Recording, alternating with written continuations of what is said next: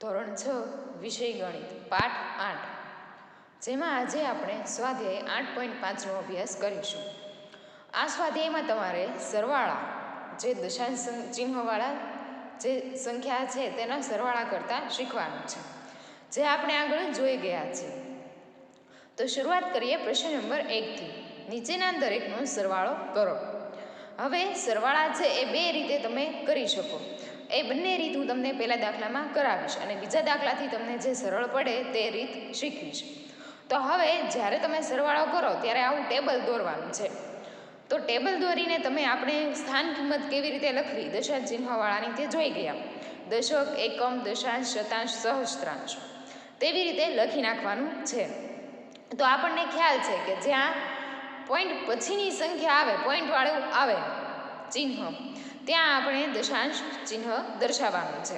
તો શરૂઆત કરીએ 0.007થી. તો અહીંથી એકમ, દશક એવી રીતે લખાશે. દશકમાં કોઈ અંક નથી એટલે દશકમાં શું આવશે? 0. એકમમાં 0. દશાંશ છે તો ત્યાં શું છે? 0. શતાંશમાં પણ 0 અને સહસ્ત્રાંશ છે ત્યાં આવશે 7. તેવી રીતે 8.5 આપેલું છે. તો અહીં શું છે? પોઈન્ટ છે. તો પોઈન્ટ છે એની આગળ કયું આવશે સંખ્યા? તો એક અંક આવશે તો કે એકમ. તો એકમમાં આપણે લખીશું 8. અહીંયા આગળ કંઈ નથી એટલે શું આવશે? 0. જ્યારે દશાંશ છે, દશાંશમાં પોઈન્ટ પછી શું આવી છે અંક? તો કે 5. હવે શતાંશ અને સહસ્ત્રાંશ આપેલું નથી એટલે ત્યાં આવશે 0, 0. તેવી જ રીતે 30.08માં તો એમાં પોઈન્ટ છે ત્યાં શું કહેવાય? દશાંશ. તો પોઈન્ટ પછી કઈ અંક છે? તો કે 0. તો આવશે દશાંશમાં 0, શતાંશમાં આવશે 8, સહસ્ત્રાંશમાં કંઈ નથી એટલે શું આવી જશે? 0.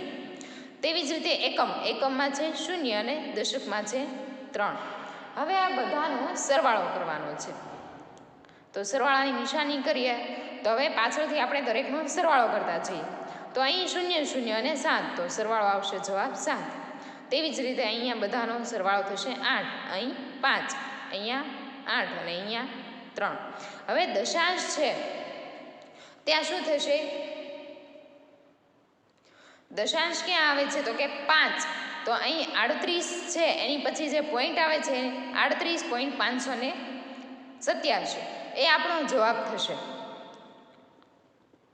38.587. હવે આપણે બીજી રીત જોઈએ. તો બીજી રીતમાં શું યાદ રાખવાનું છે તમારે? પોઈન્ટની નીચે પોઈન્ટ આવવો જોઈએ.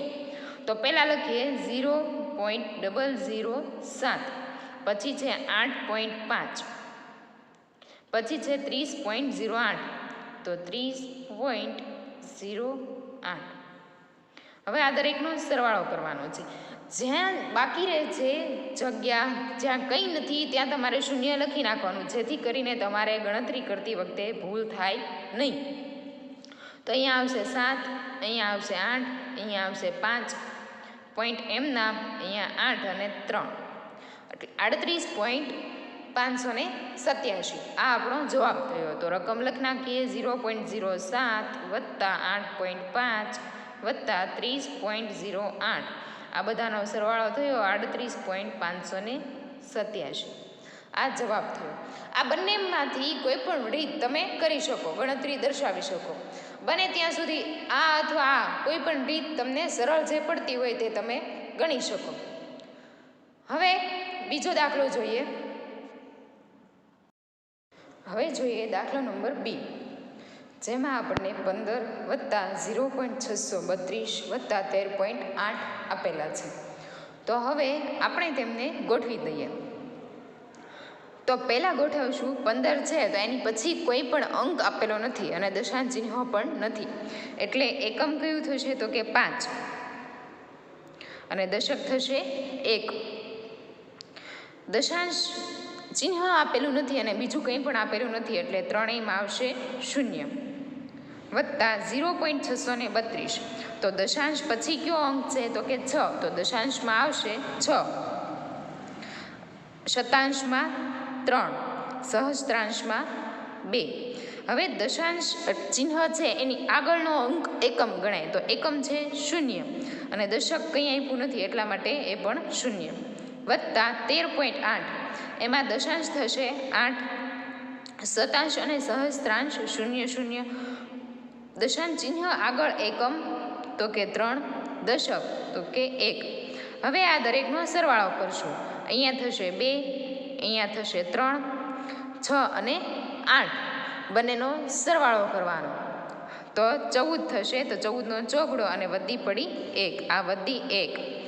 5 ને 3 8 અને વત્તા 1 વધી એટલે કે 9, અને 1 અને 1 2. હવે દશાંશ ક્યાં છે તો કે 4, 4ની નજીક છે એટલે આવશે જવાબ આપણો 29.432. આ થયો આપણો જવાબ. હવે વ્યવસ્થિત સરળતાથી લખી નાખીએ. 15 + 0.632 વત્તા 13.8, એનો જવાબ આવ્યો આપણે 29.432.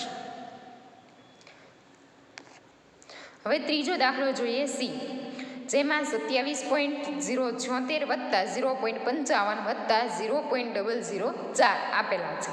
હવે તેમને આપણે ગોઠવી દઈએ. તો 27 પોઈન્ટ છે એની આગળ એકમ છે 7, દશક છે 2 અને દશાંશ શું થશે 0, શતાંશ 7, સહસ્ત્રાંશ 6 વત્તા 0.55, પોઈન્ટની આગળ છે 0, એકમ 0 થશે, દશાંશ દશક કંઈ આપ્યું નથી એટલા માટે 0. પછી છે દશાંશ તો કે 5, શતાંશ 5, સહસ્ત્રાંશ કંઈ નથી એટલે આવશે 0 વત્તા પોઈન્ટની આગળ એકમ ગણાય એટલે એકમ શું થશે આપણો 0, દશક કંઈ આપ્યું નથી એટલા માટે 0, દશાંશ 0, શતાંશ 0 અને સહસ્ત્રાંશ 4. હવે આ દરેકનો આપણે સરવાળો કરીએ. 6 અને 4 10 વધી 1. હવે 7 વત્તા 5 વત્તા 1 13 વધી થશે 1, 5 વત્તા 1 વધી એટલે 6, 7 એમનામ અને 2 એમનામ. હવે એનો જવાબ લખીએ તો જવાબ થશે 27 પોઈન્ટ, દશાંશની આગળ જે આવે જવાબ તેમાં પોઈન્ટ મૂકી દેવાનું 630. હવે ફરીથી લખી નાખીએ 27.076 વત્તા 0.55 વત્તા 0.004. હવે એનો જવાબ આવ્યો આપણે 27.630. આ થયો આપણો જવાબ. હવે જોઈએ ડી.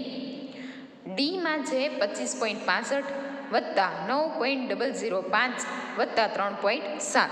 હવે તેને આપણે ગોઠવી દઈએ તો પોઈન્ટ પછી આગળ જે હોય એ એકમ કહેવાય. તો એકમ થશે 5, દશક થશે 2, પોઈન્ટ પછી છે દશાંશ છે તો કે 6, શતાંશ 5, સહસ્ત્રાંશ 0 થશે કેમ કે કંઈ આપેલું નથી.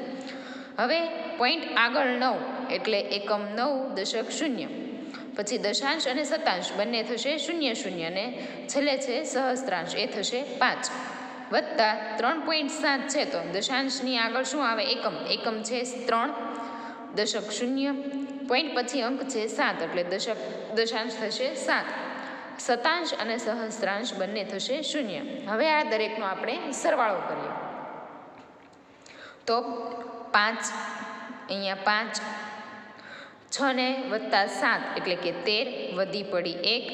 હવે 9 વત્તા 3 વત્તા 5 વત્તા 1 આ બધાનો સરવાળો કરીએ તો થશે 18 વધી પડી 1. 2 વત્તા 1 એટલે કે 3. હવે એને આપણે દશાંશ સ્વરૂપે લખવું હોય તો કઈ રીતે લખી શકીએ તો કે 38, દશાંશ પછી શું આવશે પોઈન્ટ 355, 38.355. હવે સરખી રીતે લખી નાખીએ 9.005 વત્તા 3.7 એ દરેકનો સરવાળો થયો 38.355. આ થયો આપણો જવાબ. હવે જોઈએ પ્રશ્ન નંબર 2. પ્રશ્ન નંબર 2 છે રશીદે ગણિતની ચોપડી માટે રૂપિયા 35.75 અને વિજ્ઞાનની ચોપડી માટે રૂપિયા 32.60 ખર્ચ્યા. તો રશીદ દ્વારા ખર્ચવામાં આવેલી કુલ રકમ શોધો. હવે આવા જ્યારે કોયડા પ્રમાણે દાખલા પૂછેલા હોય ત્યારે તમારે હંમેશા યાદ રાખવાનું કુલ શબ્દ વપરાય ત્યારે હંમેશા સરવાળો આવે. કોઈ પણ રકમમાં જ્યારે કુલ રકમ અથવા કુલ સંખ્યા પૂછેલી હોય ત્યારે તમારે હંમેશા સરવાળો કરવાનો આવે. તો હવે દાખલો સમજીએ તો ભાઈ રશીદે છે પહેલાં તો ગણિતની ચોપડી માટે કેટલા રૂપિયા ખર્ચ્યા? તો કે ગણિતની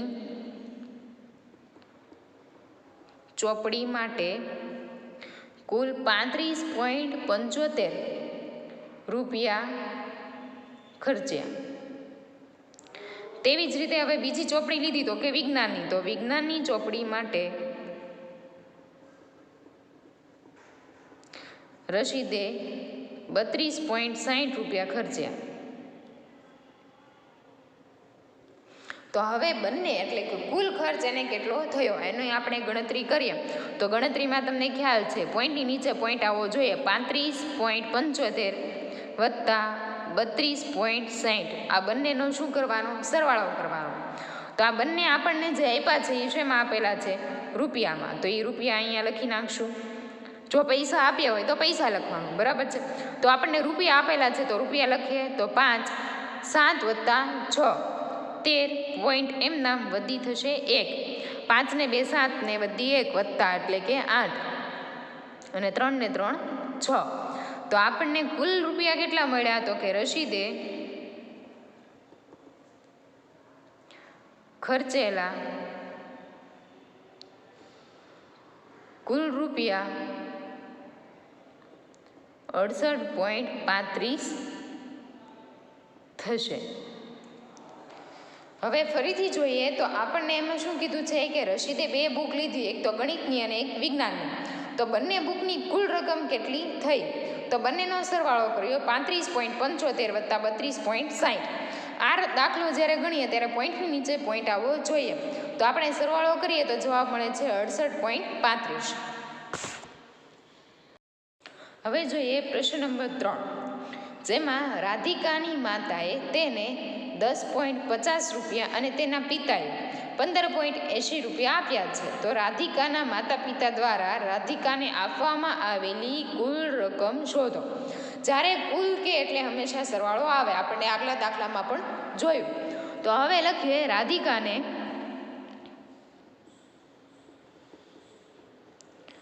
તેના પિતા દ્વારા આપવામાં આવેલી રકમ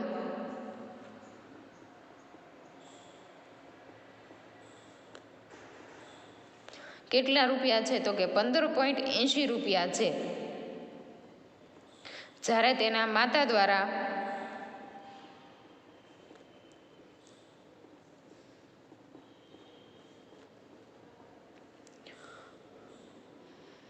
10.50 રૂપિયા આપેલા છે.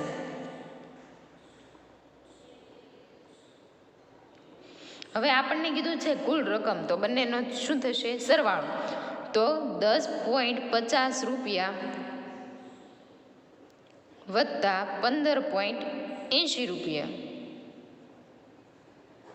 હવે આ દરેકનો છે આપણે સરવાળો કરવાનો છે. તો શૂન્ય છે તો એનો સરવાળો 0. 5 વત્તા 8 એટલે કે 13 પોઈન્ટ એમ નામ વધી 1. 5 વત્તા 1 એટલે કે 6 અને 1 વત્તા 1 એટલે કે 2. તો કુલ કેટલા થયા રૂપિયા રાધિકા પાસે?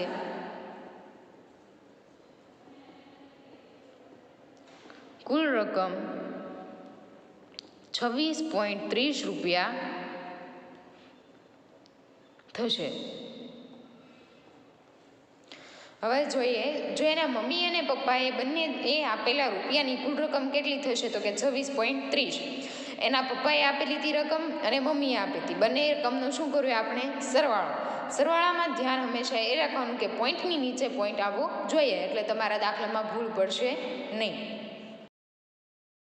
હવે જોઈએ પ્રશ્ન નંબર 4.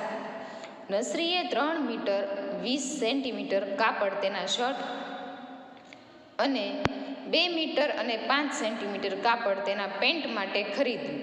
તો તેના દ્વારા ખરીદવામાં આવેલા કાપડની કુલ લંબાઈ શોધો. હવે આ દાખલામાં છે તમને સેન્ટીમીટર અને મીટર બંને ભેગું આપેલું છે. તો હવે કાપડ છે એને આપણે મીટરમાં લેવાનું છે. કુલ લંબાઈ કીધી છે એટલે આપણને એ તો ખ્યાલ આવી ગયો કે સરવાળો કરવાનો છે. પરંતુ સરવાળો જ્યારે કરીએ ત્યારે સેન્ટીમીટર હોય એને અથવા તો મીટરમાં ફેરવવું પડે અથવા મીટર છે એને બધું સેન્ટીમીટરમાં ફેરવવું પડે. તો હવે આપણે દાખલાની શરૂઆત કરીએ એની પહેલાં જે સેન્ટીમીટર છે એને મીટરમાં ફેરવશું અને પછી બંનેનો સરવાળો કરવાનો છે. તો હવે શર્ટ માટેના કાપડની કુલ લંબાઈ કેટલી છે? તો કે શર્ટના કાપડની કુલ લંબાઈ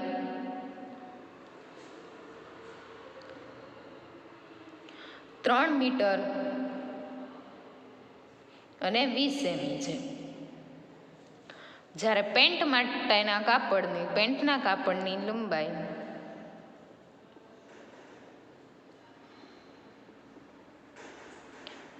2 મીટર અને 5 સેમી છે. તો હવે આના કાપડની જે કુલ લંબાઈ છે એ શોધીએ આપણને. તેથી કાપડની કુલ લંબાઈ 3 મીટર 20 સેમી વત્તા 2 મીટર અને 5 સેમી. હવે આ બંને છે એ સેમીમાં આપણને આપેલું છે, આ 20 સેમી અને 5 સેમી. તો હવે એને આપણે મીટરમાં ફેરવીશું. તો 3 મીટર છે એમ નામ રહેશે 3 મીટર વત્તા 20ના છેદમાં આપણે 100 લખીએ ત્યારે આ સેન્ટીમીટર છે એ મીટરમાં ફેરવાય, વત્તા 2 મીટર, આ બંને અલગ છે, વત્તા 5ના છેદમાં 100. આ 5ના છેદમાં 100 લખ્યો એટલે એ શું થઈ જશે, આપણે મીટરમાં ફેરવાઈ જશે બંને. હવે આ છે એ બંને ભાગાકારમાં છે, તો આપણે એનો ભાગાકાર કરીશું. તો જવાબ શું આવશે, આ 3 મીટર તો એમ નામ રહેશે, વત્તા અહીં 1 અને 2, તો 1 અને 2 લખીએ એટલે પોઈન્ટ ક્યાં મુકાશે, 0.20 છે એ શું થઈ જશે મીટર, વત્તા 2 મીટર વત્તા 1 અને 2 એટલે 0.05 મીટર. હવે આ દરેક જે છે એ મીટરમાં ફેરવા ગયા. હવે આ દરેકનો આપણે સરવાળો કરીશું. તો અહીંયા જોઈએ તો 3.20 મીટર થઈ ગયા, વત્તા આનો સરવાળો કરીએ તો 2.05 મીટર થઈ ગયા. હવે આ દરેકનો સરવાળો કરીએ, ગણતરી જોઈએ તો આ બાજુ ગણતરી દર્શાવીએ તો 3.20 વત્તા 2.05. હવે આ છે એ બધા મીટરમાં છે. હવે એનો સરવાળો કરીએ તો 5 એમનામ, 2 એમનામ, પોઈન્ટ એમના એમ, 3 ને 2 5 એટલે 5.25 મીટર. તો તેના આપણને જવાબ મળશે કે નસરીન દ્વારા ખરીદવામાં આવેલ કાપડની કુલ લંબાઈ 5.25 મીટર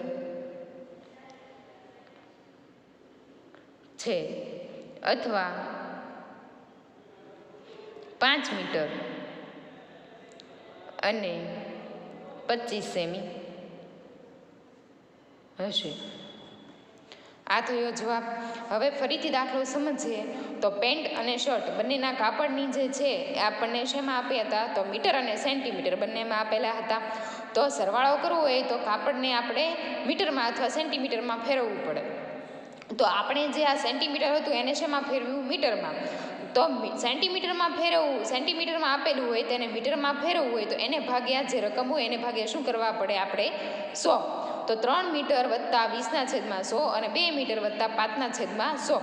કોઈ પણ સેન્ટીમીટરને મીટરમાં ફેરવવું હોય ત્યારે જે રકમ હોય એના છેદમાં આપણે શું કરવું પડે, 100, અથવા રકમને 100 વડે ભાગવી પડે. તો હવે અહીંયા 20 ભાગ્યા 100 છે એને આપણે ફેરવશું મીટરમાં તો 0.20 થશે અને અહીંયા 0.05 થશે. તો આ 3.20 વત્તા 2.05 છે એનો સરવાળો કરીએ તો 5.25 મીટર થશે. હવે જોઈએ પ્રશ્ન નંબર 5. નરેશ 2 કિલોમીટર અને 35 મીટર સવારે અને 1 કિલોમીટર અને 7 મીટર સાંજે ચાલ્યો, તો નરેશ દ્વારા કુલ કેટલું અંતર ચાલે? ભાઈ નરેશ છે એ સવારે અને સાંજે બંને ટાઈમ ચાલવા જાય છે, તો દરેક વખતે તે અલગ અલગ કિલોમીટર અને મીટર ચાલે છે. તો એ કુલ કેટલું ભાઈ ચાલ્યા તે આપણે સમજવાનું છે.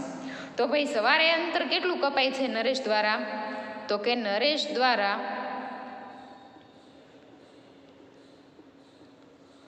સવારે કપાતું અંતર તો કે 2 કિલોમીટર અને 35 મીટર અને નરેશ દ્વારા સાંજે કપાતું અંતર એ કેટલું છે તો કે 1 કિલોમીટર અને 7 મીટર. તો હવે આપણે શોધવાનું છે કે ભાઈ કુલ અંતર છે એ કેટલું કાપે છે. તો કુલ અંતર બરાબર 2 કિલોમીટર અને 35 મીટર વત્તા 1 કિલોમીટર અને 7 મીટર. તો હવે છે આનો સરવાળો કરવાનો છે. તો આપણને કિલોમીટરમાં આપેલું છે ને આપણે મીટરમાં ફેરવવું પડશે, અથવા મીટર છે એને આપણે કિલોમીટરમાં ફેરવવું પડશે. પણ અહીં આપણે શું કરશું તો કે આ મીટર છે એને આપણે કિલોમીટરમાં ફેરવીશું. તો જોઈએ તો 2 કિલોમીટર વત્તા 35 મીટર છે ને કિલોમીટરમાં ફેરવું હોય તો ભાગ્યા શું કરવા પડે 1000. તો એ શું થઈ જશે, મીટર છે એ કિલોમીટર થઈ જશે, વત્તા 1 કિલોમીટર વત્તા 7 મીટર છે એને આપણે કિલોમીટરમાં ફેરવશું એટલે ભાગાકારમાં લખશું છેદમાં 1000 કિલોમીટર. હવે આ બંનેનો ભાગાકાર કરીએ 35 ભાગ્યા 1000. તો 1, 2 અને 3 છે એટલે 0.035 થશે. તો 2 કિલોમીટર વત્તા 0.035 કિલોમીટર વત્તા 1 કિલોમીટર વત્તા 1, 2 અને 3 છે એટલે 0.007 કિલોમીટર. હવે આનો સરવાળો કરવાનો છે. તો સરવાળો કરીશું તો જવાબ આવશે 2.035 કિલોમીટર વત્તા 1.007 કિલોમીટર. હવે આ બંનેનો સરવાળો કરીએ તો 3.042 કિલોમીટર. તેથી નરેશ દ્વારા કપાતું કુલ અંતર 3.042 કિલોમીટર હોય. ફરીથી જોઈએ તો નરેશ દ્વારા સવારે અને સાંજે બંને સમયે ચાલવા જાય છે. તો એના દ્વારા સવારે કપાતું અંતર કેટલું છે તો કે 2 કિલોમીટર અને 35 મીટર, સાંજે 1 કિલોમીટર અને 7 મીટર. તો કુલ અંતર છે તો કુલ અંતર આપણને મીટરમાં પણ આપેલું છે સાથે સાથે. તો મીટરને આપણે કિલોમીટરમાં ફેરવીએ. જ્યારે મીટરને કિલોમીટરમાં ફેરવવું હોય ત્યારે ભાગાકારમાં હંમેશા 1000 મૂકવાના, એટલે કે છેદમાં 1000 મૂકવાના. તો 2 કિલોમીટર વત્તા 35ના છેદમાં 1000 અને 1 કિલોમીટર વત્તા 7ના છેદમાં 1000. તો હવે આ બંનેનો સરવાળો કરીશું. તો સરવાળો કરીશું તો આપણે આને તો કિલોમીટરમાં ફેરવી નાખ્યા એટલે હવે શું રહે, આ પણ કિલોમીટરમાં છે એટલે બંનેનો શું કરશું સરવાળો. તો 3.042 કિલોમીટર છે નરેશ દ્વારા ચલાવવામાં આવતું કુલ અંતર થશે. હવે જોઈએ પ્રશ્ન નંબર 6. સુનીતાએ તેના શાળા સુધી પહોંચવા 15 કિલોમીટર અને 268 મીટર બસ દ્વારા, 7 કિલોમીટર અને 7 મીટર કાર દ્વારા અને 500 મીટર ચાલીને મુસાફરી કરી. તો તેની શાળા તેના ઘરથી કેટલી દૂર હશે? ભાઈ આ બેન છે એ અલગ અલગ રીતે શાળાએ પહોંચે છે. તો એ શાળાએ પહોંચે છે ત્યાં સુધીમાં તેમને કેટલું કુલ અંતર કાપ્યું અને શાળા કેટલી દૂર હશે તે જાણવાનું છે. તો હવે બસ દ્વારા કપાતું અંતર કેટલું છે એ જોઈએ.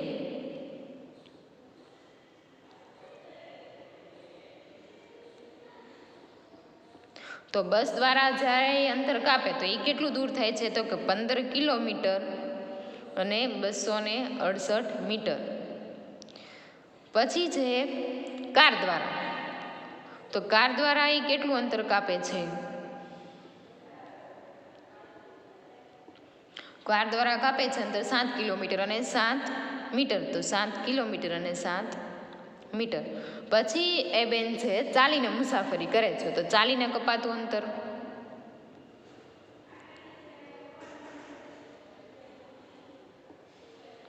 એ 500 મીટર છે.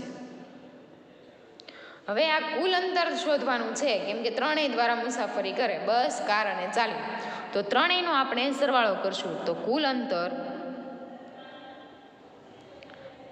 બરાબર 15 કિમી છે અને 268 મીટર છે, વત્તા 7 કિમી અને 7 મીટર વત્તા 500 મીટર. આનો કુલ સરવાળો આપણે કરવાનો છે, પરંતુ અહીંયા આપણને કિલોમીટર અને મીટરમાં આપેલું છે. તો આપણે આગળના દાખલામાં જોયું તેમ મીટર છે એને આપણે કિલોમીટરમાં ફેરવવું હોય તો છેદમાં શું મૂકવાના? 1000. તો હવે 15 કિમી વત્તા 268 છેદમાં 100 નહીં 1000 મૂકી દઈએ એટલે એ પણ કિલોમીટરમાં ફેરવાઈ જશે, વત્તા 7 કિલોમીટર વત્તા 7 છેદમાં 1000 જે કિલોમીટરમાં ફેરવાશે, વત્તા 500 છે એ મીટરમાં આપેલું છે. તો આપણે બધાને કિલોમીટરમાં ફેરવ્યા એટલે 500ને પણ મીટર છે એને આપણે કિલોમીટરમાં ફેરવવા પડશે, ભાગ્યા 1000 લખીએ એટલે એ પણ શેમાં થઈ જશે? કિલોમીટરમાં. તો હવે 15 કિલોમીટર છે વત્તા 1, 2 અને 3 એટલે 0.1, 2 અને 3 અહીંયા 3 પોઈન્ટ થઈ છે. 1, 2 અને 3 એટલે 1, 2 અને 3 0.268 પાછળથી લેવાનું અને પછી પોઈન્ટ મૂકવાનું, વત્તા 7 કિલોમીટર 1, 2 અને 3 અહીંયા કાંઈ નથી એટલે 0. હવે આ 1, 2 એટલે 0.007 કિલોમીટર થશે, વત્તા અહીંયા તો 1, 2 અને 3 એટલે 0.500, કેમ કે અહીંયા 1, 2 અને 3 તો થઈ જ ગયા છે. 1, 2 અને 3 પોઈન્ટ પછી નહીં, પાછળ ડાબી બાજુથી 3 અંક થઈ ગયા છે એટલે 0.500 કિમી થશે. હવે આ ત્રણેય જે એવા એનો આપણે શું કરશું? સરવાળો કરવાનો છે. આ ત્રણેય છે એનો સરવાળો કરીને જે મળશે એ આપણો જવાબ થશે. તો હવે આનો સરવાળો કરીએ તો સરવાળો થશે 15.268 કિલોમીટર વત્તા 7.007 કિલોમીટર વત્તા 0.500 કિલોમીટર. હવે આ ત્રણેય છે એનો સરવાળો કરીએ તો જવાબ આવશે 22.775 કિલોમીટર. આનો સરવાળો તમે જ્યારે કરો ત્યારે ધ્યાન એટલું રાખવાનું છે કે પોઈન્ટની નીચે પોઈન્ટ આવવો જોઈએ. તો સુનિતાએ કુલ કાપેલું અંતર, કુલ કાપેલ અંતર 22.775 કિલોમીટર થશે. ભાઈ આ છે બેન એ કાર દ્વારા, બસ દ્વારા અને ચાલીને ત્રણેય રીતે મુસાફરી કરે છે.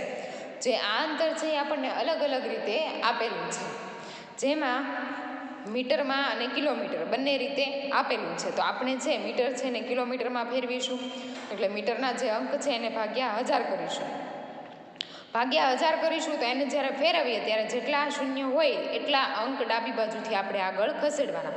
અહીંયા જોઈએ તો 268 છે, તો આ 1, 2 અને 3 શૂન્ય છે, તો પાછળથી એક અંક ગણીને ડાબી બાજુથી તો કે 1, 2 અને 3 અહીંયા કંઈ અંક નથી એટલે શું મૂકી દેવાનું? શૂન્ય. તો 0.268 એવી રીતે થશે. હવે આ જે મળ્યા આપણને કિલોમીટરમાં જે સંખ્યા એનો આપણે સરવાળો કરીએ. તો સરવાળો કર્યો તો જવાબ શું આવે? 22.775 કિલોમીટર. 7મો દાખલો જોઈએ. રવિએ 5 કિલોગ્રામ 400 ગ્રામ ચોખા, 2 કિલોગ્રામ 20 ગ્રામ ખાંડ અને 10 કિલોગ્રામ અને 850 ગ્રામ લોટ ખરીદ્યો. તો રવિએ ખરીદેલી વસ્તુઓનું કુલ વજન શોધો. તો ભાઈ રવિએ છે એ વસ્તુ ખરીદી એની કુલ વજન આપણે શોધવાનું છે. દરેક વસ્તુ છે એ કિલોગ્રામ અને ગ્રામ બંનેમાં આપેલી છે. તો શરૂઆત કરીએ તો ચોખાનું વજન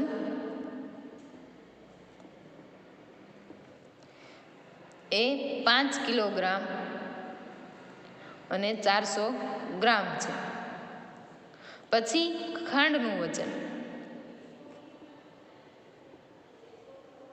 એ 2 કિલોગ્રામ અને 20 ગ્રામ છે. પછી લોટનું વજન, તો લોટ છે 10 કિલોગ્રામ અને 850 ગ્રામ. તો આ ત્રણેય છે એ આપણને આપેલા છે, પણ શેમાં આપેલા છે? તો કે કિલોગ્રામ અને ગ્રામ બંનેમાં આપેલા છે.